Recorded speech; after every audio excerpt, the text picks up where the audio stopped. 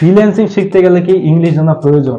না, অবশ্যই ইংলিশ জানা প্রয়োজন। যদি এটা কেউ মনে করে যে না ইংলিশ না জানলেও ফ্রিল্যান্সিং এ আসা যায়, এটা আসলেই ভুল। তবে ইংলিশ জানা থাকলে আপনার জন্য সবচেয়ে বেশি ভালো হবে, প্রত্যেকের জন্য ভালো হবে। কারণ আমরা কাজগুলো করব হচ্ছে ইন্টারন্যাশনালি, কোনো ন্যাশনালি আমরা কাজ করব না। তো সেক্ষেত্রে ইন্টারন্যাশনাল ক্লায়েন্টদের সাথে যোগাযোগের সবচেয়ে বড় মাধ্যমটা কিন্তু হচ্ছে ইংলিশ।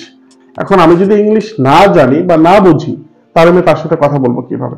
অবশ্যই ইংলিশ জানে, বলতে পারে এবং বুঝতে পারে, তারা ফ্রিল্যান্সিং আসুক। স্যার, ইংলিশের ক্ষেত্রে অনেক আছে যারা ইংরেজি ঠিকমতো বলতে পারে না বা দক্ষ না। অনেকে আছে যে ইংলিশ রিডিং পড়বে, দেখে দেখে রিডিং পড়বে, এটা অনেকে পারে না। তো তাদের কি ফ্রিল্যান্সিং করা হবে না? হবে, কিন্তু সেক্ষেত্রে অনেক কঠিন হবে তার জন্য।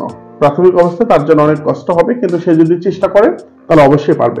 এর উদাহরণস্বরূপ যদি আমি বলি, আমার একজন স্টুডেন্ট আছে, আমি অনেক গর্ব করে বলতে পারি এটা। তার নাম হচ্ছে, নামটা বলতে চাই না, থাক, নামটা একটু হিডেন থাকুক।